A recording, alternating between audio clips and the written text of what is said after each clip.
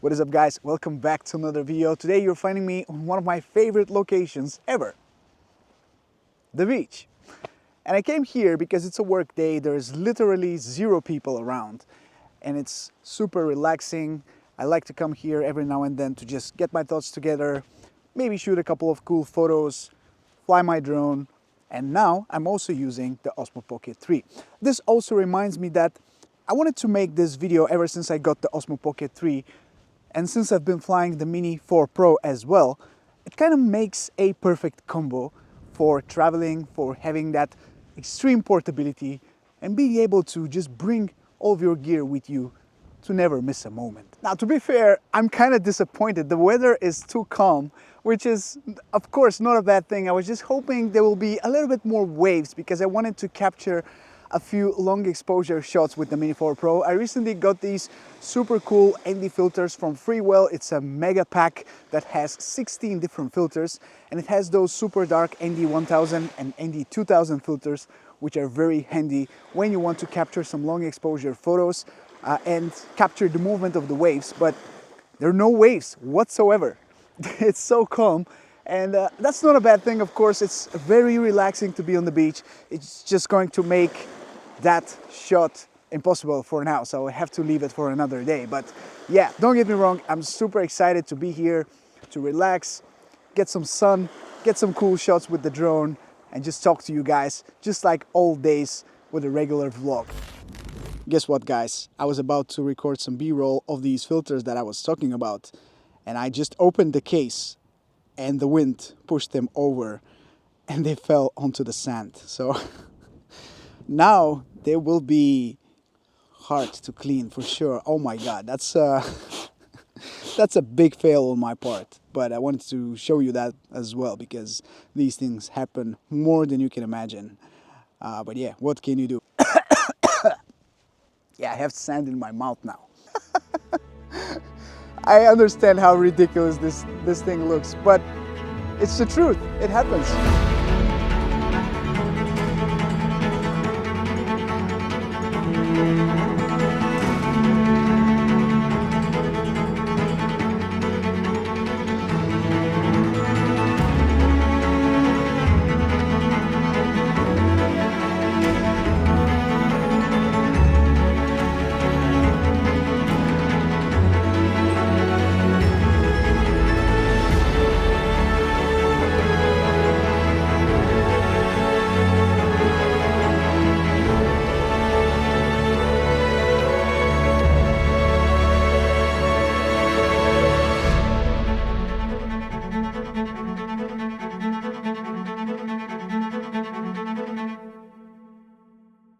I think my biggest fascination with both the Osmo Pocket 3 and the Mini 4 Pro is how much you can actually push the colors. That's why I always recommend to use the flattest color profile available on these devices. DLOG-M is just fantastic to use because it retains so much information, so much data, and just take a look at how my jacket looks like, which is bright orange, how flat it is on the DLOG-M color profile on the Osmo Pocket 3, and how much detail you can bring back, especially if you have good lighting around, which is the case right now.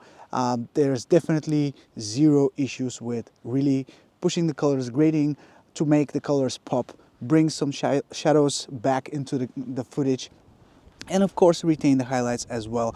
It's amazing how much dynamic range we have on these devices with these small sensors. I mean, the Osmo Pocket 3 has a 1-inch sensor, but still it is pretty tiny, pretty compact, and I can still not believe that we can extract such type of footage from such a tiny device. That makes it just super convenient for me and super useful to have pretty much anytime.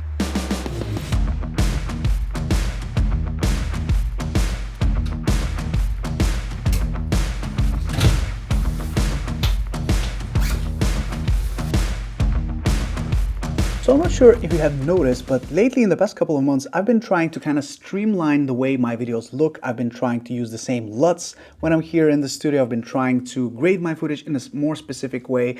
I've also been using the same like transitions, animations, text, and I've been trying to make my videos a little bit more cohesive, more, you know, like a traditional package that has my name on it and has my own style, my own little spin on things to make my content look uniform and kind of take it to the next level.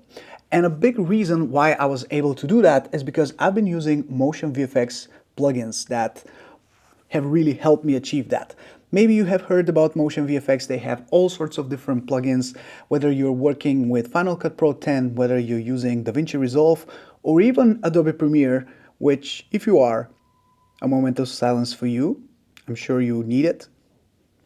But yeah, plugins like M Product, for example, are extremely necessary for me because I'm reviewing a lot of different products, and if you want to really emphasize on a specific feature, you want to get your point across not only verbally with your voice but also visually when you kind of make your viewer focus on a specific thing, give more information, emphasize on a specific feature. Those things are possible by using such plugins because you have all sorts of different buttons, different descriptions, extra information that you can overlay on the screen, and just makes it so much easier to bring your content together and just package it in a way that's easier to digest and also more pleasant to look at. Another favorite plugin of mine is M-Title Hype, which, as the title suggests, brings a lot of hype to your content because it has those really bold, big letters that, are impossible to miss. So sometimes if you are talking about different features of a product and you want to